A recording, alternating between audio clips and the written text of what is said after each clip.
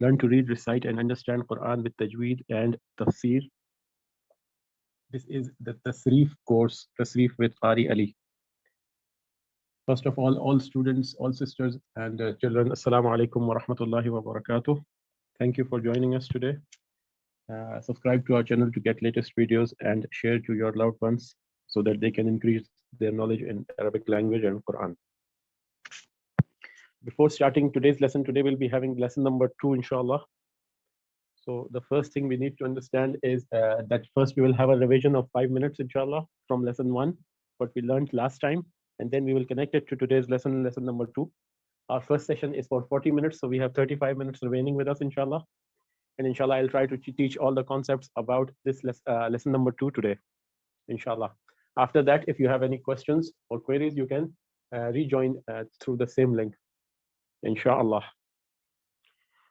So first of all, we discussed in the last session about the introduction of ilm sarf. What is ilm sarf? Ilm sarf is a part of grammar, the Arabic grammar. There are two basic parts of Arabic grammar. The first one is the sentence structure, that's called ilm nahu. And then the second one is the word structure, that is called ilm sarf. So in ilm sarf, we are studying the words, not the sentences. The second thing we need to know here is that what is the content of ilm sarf? Ilm sarf is usually, most of the time, we will be discussing verbs, and 90% of our lessons will be about the verbs, and then the other 10% will be about the nouns. Okay, so just to have an introduction, the first will be fi'l madi, fi'l mudari. Then we will, inshallah, learn the abwab as well.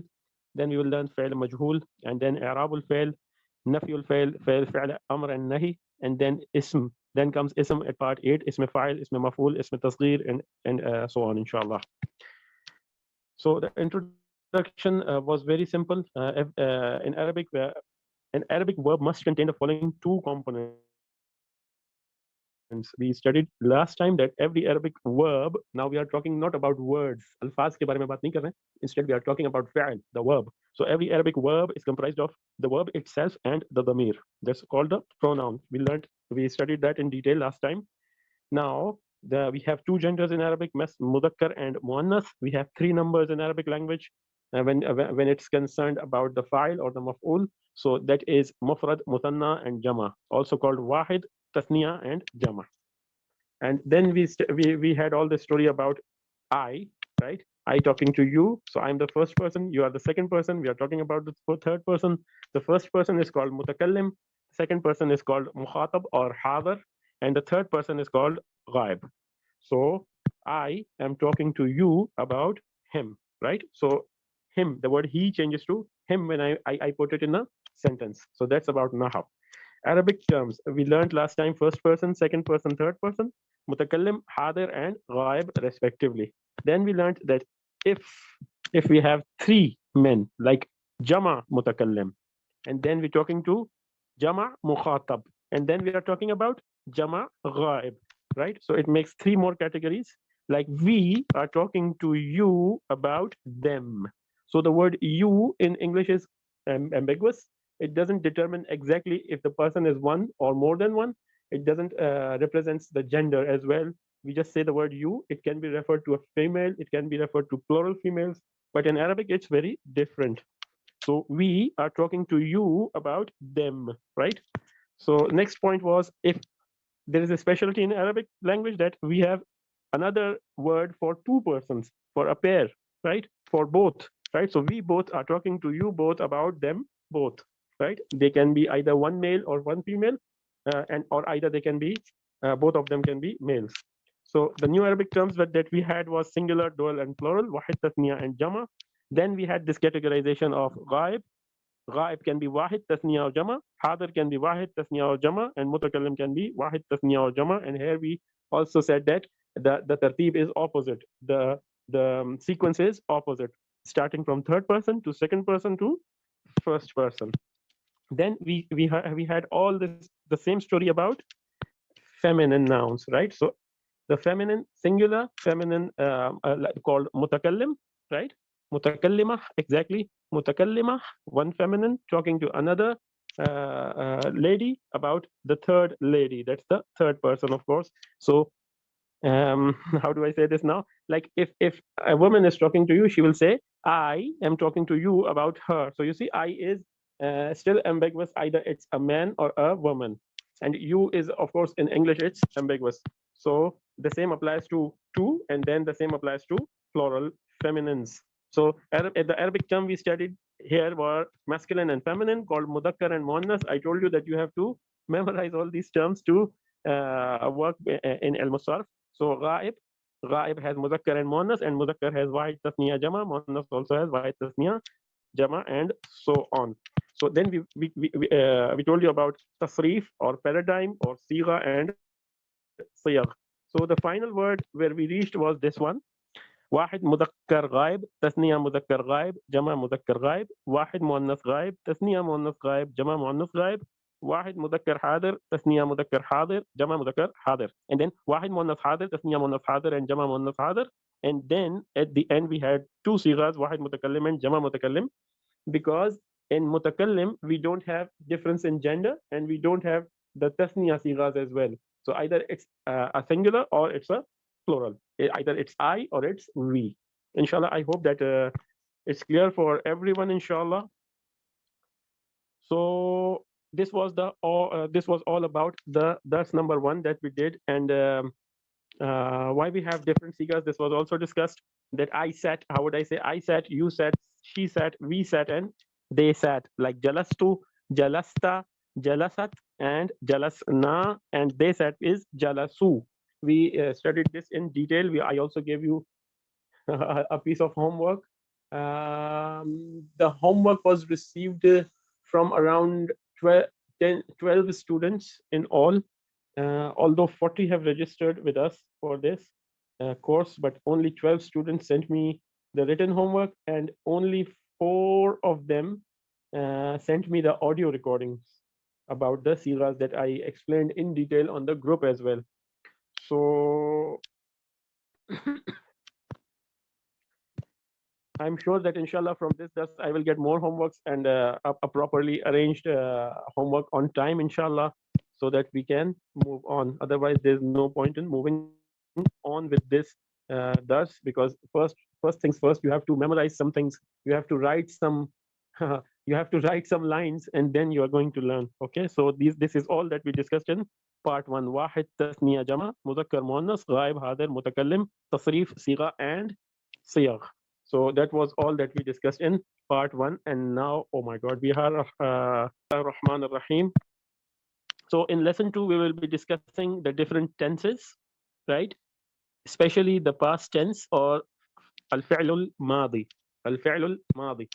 Madi means past tense. That's very simple. What has been done is called madi. So in verbs, we have different types of verbs. The first one is past tense, present tense, future tense, and imperative, right? So the past tense is called al-madi, the present tense is, and the future tense have one word in Arabic that's called al-mudari', and the imperative is called al-amr. So we have 3 more terms to add in: al-madi, al-mudari', and al-amr. Please remember that fi'l al-mudari' is used both for present and future, and inshallah we will study that also in detail. Okay, so conjugation for fi'l madi ma'roof. Now you will be wondering, what is ma'roof? So for now, just keep it as a word, ma'roof. Okay, just remember it, ma'roof. Inshallah, I will explain it when I'm going to explain majhul. Then inshallah, I will also explain what's ma'roof. So conjugation for fi'l madi ma'roof.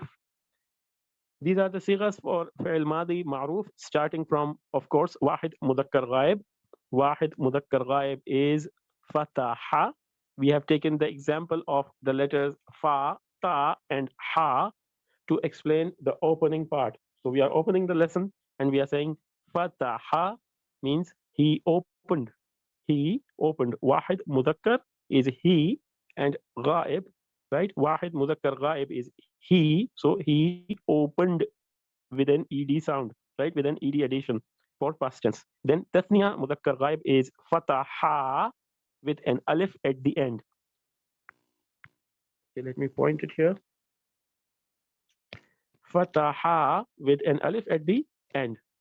The next one is Jama Mudakkar Ghaib. Sorry, the third one is Jama Mudakkar Ghaib. And the sigha is Fatahu Ha Waw Dhamma with an extra alif at the end. And this alif is compulsory, although it doesn't mean anything. Okay, so the next one is Wahid Muannas Ghaib, called, the sigha is Fatahat with Ta'i Sakina. Then we would have Tathniya Muannas Ghaib, Fatahata, not Fatahta. Instead, it is Fatahata, Fatahata. And then Jama Muannas Ghaib is Fatahna, Fatahna. Don't say Fatahna because it means something else. Okay, so that is why it's very important, and we are very strict in Tajweed as well about this rule, exactly about the lam and about this noon. And about every letter, of course. Okay, so these were about ghaib. The number 1, fataha. Number 2, fataha. Number 3, fatahu. Number 4, fatahat. Number 5, fatahata. And number 6, fatahna. Now we come to hadir. So wahid mudakkar hadir is fatahta with ta, with ta fatha at the end, ta maftuh at the end, fatahta. Then we have at number 8 we have tathniya mudakkar hadir, that's fatahtuma. Fatahtuma is tathniya mudakkar hadir.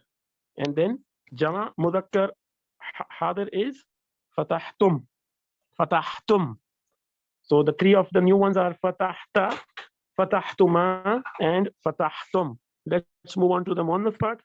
So jama, so wahid muannath hadir. Wahid muannath hadir is fatahti with ta maqsurah. Then tasniya muannath hadir is fatahtuma. Again, the same 2 sigas here. Fatahtuma, right? And then jama muannath hadir is fatahtunna, right? So if we conjugate from number 1, fataha, fataha, fatahu, fatahat, fatahata, fatahna, fatahta, fatahtuma, fatahtum, fatahti, fatahtuma, and fatahtunna. And we have 2 more left. Wahid mutakallim, fatahtu, and jama mutakallim, fatahna. So here you say fatahna and not fatahna. Okay, otherwise what difference it makes? Now inshallah I'm sure that you will be able to understand. So fataha, start counting on your fingers as I told you in the group. Fataha, fataha, fatahu, fatahat, fatahata, fatahna, fatahta, fatahtuma, fatahtum, fatahti, fatahtuma, fatahtunna, fatahtu, fatahna. So this is the chart for this conjugation, starting from number 1, fataha. Starting from number 1, fataha, inshallah.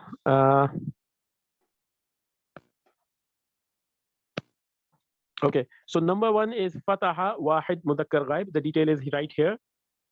And at the end, we have this small little dot at the end, right? I'll explain the meaning of it later. Number 2 is fataha tathniya mudakkar ghaib with an alif at the end. So the alif at the end is the damir for it. It is the damir. Damir means pronoun. Now we have another term, damir, right? That's the pronoun. So every Arabic word, as we pointed out earlier in the first dars, that every Arabic verb, every Arabic fi'al has a pronoun attached to it. Number 3 is fatahu, jama mudakkar ghaib. So wow at the end, and the extra alif is the damir for that. Number 4, fatahat. So the ta'i sakina is the damir. Sorry. So number 4 is fatahat wahid muannath ghaib. and the ta'i sakina is the damir, but it's a different type of damir. Inshallah, I'll explain it. Number 5 is fatahata, tasniya muannas ghaib with ta alif at the end. So these are all suffixes of these verbs, right, or attached pronouns. Fatahtunna, right, with the noon mushaddad at the fatahna. Number 6 is fatahna with noon maftuha at the end. Then number 7, fatahta, wahid mudakkar hadir with a ta maftuha at the end. Then fatahtuma, tasniya mudakkar hadir, tuma at the end. Number 9, fatahtum, jama mudakkar hadir with tum at the end. Then number 10, fatahti, wahid muannath hadir with ta maksura at the end. And then number 11, fatahtuma, again tasniya muannath hadir. So it's the same word for tasniya mudakkar hadir and tasniya muannath hadir. And number 12 is fatahtunna, jama muannath hadir with tunna at the end of that verb as a attached pronoun. Number 13 is fatahtu, wahid mudakkar mutakallim. And of course, it's also the same word for muannas as well. So fatahtu, wahid mudakkar mutakallim or wahid muannas mutakallima. So the ending is ta dammatu, and fatahna, the ending is noon alif fatha, right? So noon alif fatha is the ending for the 14th sigha. This is only about fi'l madi. So when you see any word in Arabic, first you need to recognize it, either it's an ism, a fi'l, or a harf, right? First you recognize that. Then number 2, what you recognize in the fi'l, if it is a fi'l, then either it's a fi'l madi or a fi'l mudari or a fi'l amr, okay, with the basis. Then if you recognize that yes, it is a fi'l madi, right? So what do you see? You see the endings of the verb, and you get the damir with it. So let's explain a little bit. In Arabic, the past tense verb is called al-madi. For example, fataha zaidun. This is a sentence, right? So fataha zaidun, Zaid opened with an ed. So it's a past tense. So there are 2 types of pronouns here with attached with the verb. When we say there are 2 types of pronouns, it means many things. Like many times we say there are 2 types of pronouns, but here it's about fi'l madi, right? So the first one is damir mustatir. Damir mustatir, like pronouns within the verb, and damir bariz, so the pronoun attached to the verb. So which one is damir mustatir and which one is damir bariz? Here we have got 2 more terms, 3 more terms actually, damir, and 2 types of damir bariz and damir mustatir. So damir mustatir, we can see that in the conjugation of fi'l mazi, 2 sighas have damir mustatir. Mustatir means hidden, right? The sigha of al-ghaib and al-ghaibah, like jalasa and jalasat. Jalasa and jalasat, both of them have this attached pronoun that's hidden. In these verbs, the subject pronouns are hidden, right? I.e., huwa and hiya are hidden, right? Means the word jalasa means usne wo baitha, he sat, wo baitha, right? And jalasat means wo baiti, she sat. So if I say jalasa, I don't need to say jalasa huwa, because huwa is already there in the word jalasa. And if I say jalasat, then I should not say jalasat hiya, because the word hiya is already hidden in the word jalasat, right? So in the remaining, all the remaining sighas, like in the remaining 12 sighas, the pronouns are visible in form of ta, ti, tu, right, and na, and etc. as we have studied right now. So in these verbs, tu means I, na means we, and so on. Let's look at them with the examples. So here we have got 3 more terms. So al-madi, damir mustatir, and damir bariz. Damir mustatir is the hidden pronoun for only 2 sighas, jalasa and jalasat.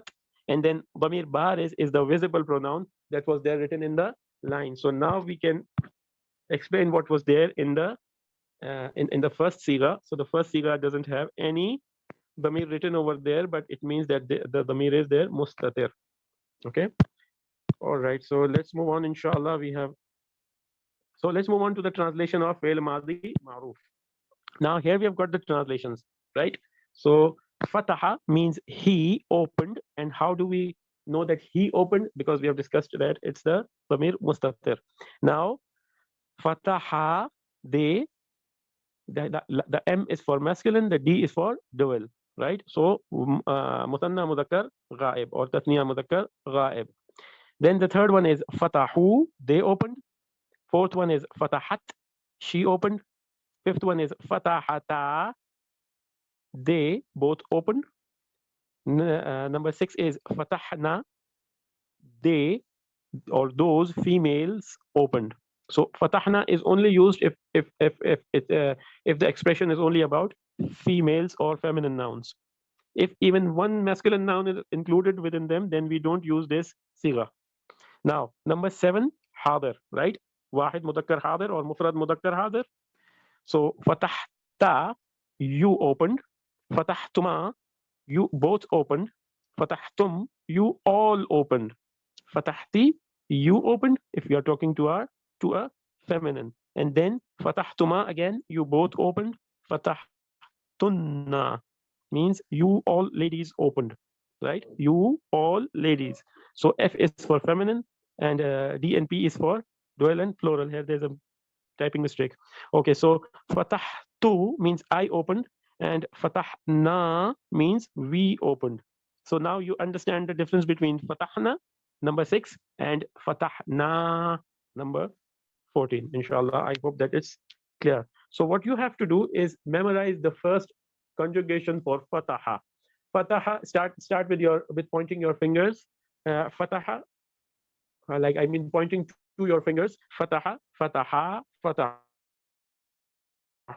Fatahat, Fatahata, Fatahna, Fatahta, Fatahtuma, Fatahtum, Fatahti, Fatahtuma, Fatahtunna, Fatahtu, Fatahna. The thing that is here to understand are all the damair at the end, because fa, ta, and ha can be switched with any other root letters. Inshallah, I'll tell you about these, inshallah, in the next session.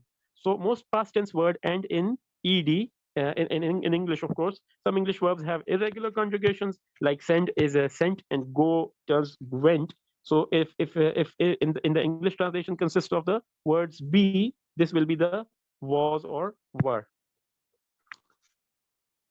Okay, so inshallah, that's all for today's lesson. I'll explain the homework inshallah in the group, and hope that I'll receive more homeworks this time.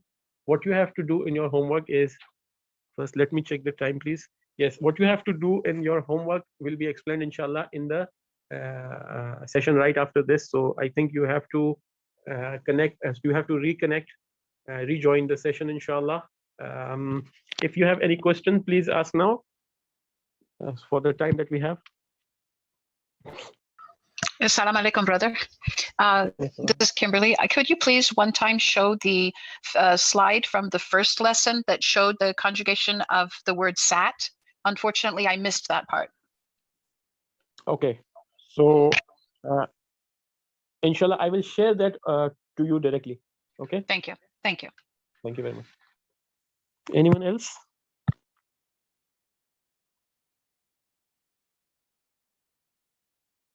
Okay, inshallah. So if there are no questions, inshallah, we don't need to have we don't need to reconnect, inshallah. I can explain the homework on the group, inshallah. Please follow that. If you have any questions, please ask before doing the homework. And